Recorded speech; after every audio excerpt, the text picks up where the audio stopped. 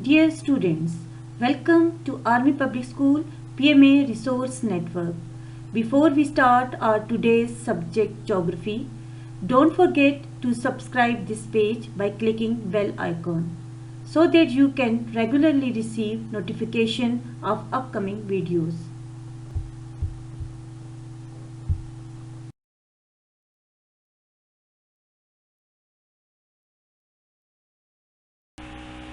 Today, we will understand the ways to minimize loss of lives and damages with reference to the 2005 Pakistan's earthquake.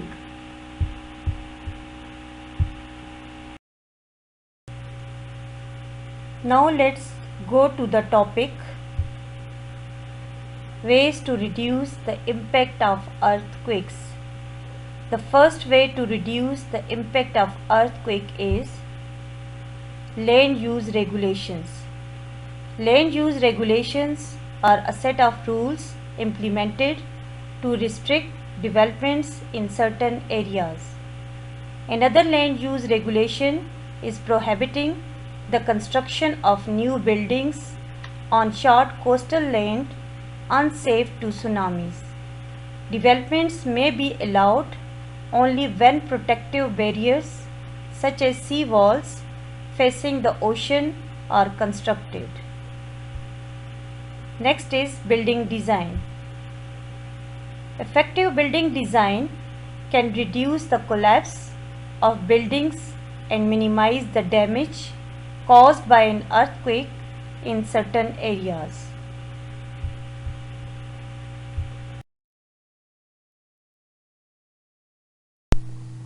Coming to the next slide, infrastructure development. Infrastructure needs to be developed with advanced engineering to withstand the vibrations related with an earthquake. While developing such infrastructure is costlier, the benefits include more lives saved, faster rescue and clearance, and less money spent on recovery for the affected area. This includes the following: roads, bridges and dams can be built to resist the shaking of the ground so that they do not collapse. Homes, offices, buildings and factories can be fitted with trip switches that ensure all electrical points are switched off in the event of an earthquake. This measure prevents fires from breaking out.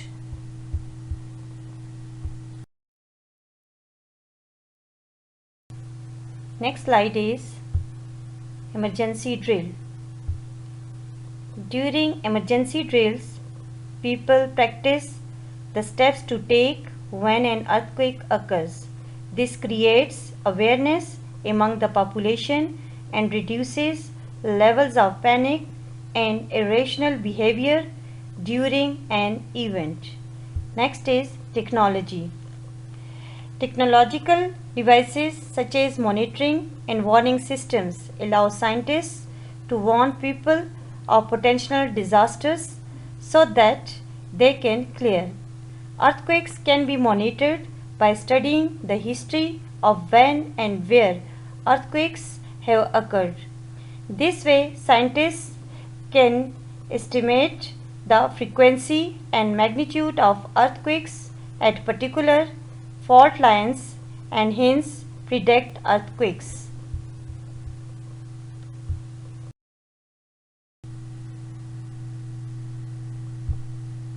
The measures we studied have certain limitations. These are: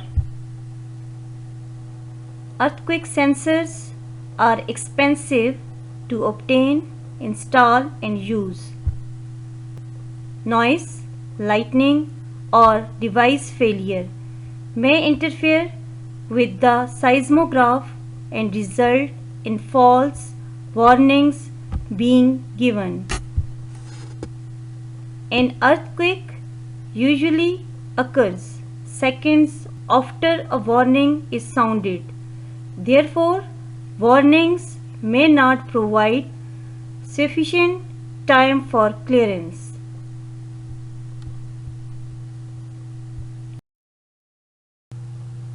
In this slide, we will see the case study of 2005 earthquake of Pakistan. Students, on 8th October 2005 at about 8:52 am, a 7.6 magnitude earthquake occurred in Pakistan.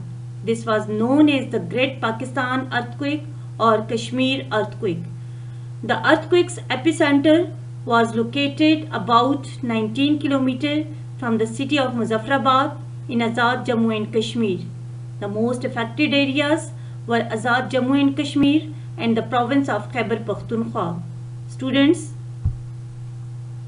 these areas are located near the boundary of the continental Eurasian plate and the oceanic Indian plate.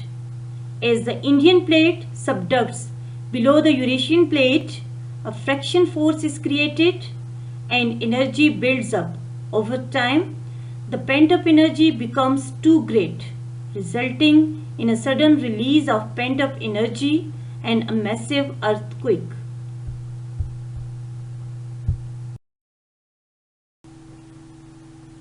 Now, as a home assignment, carry out case study of 2005 Pakistan's earthquake and bring out lessons as with what intensity it occurred and how earthquake energy is released.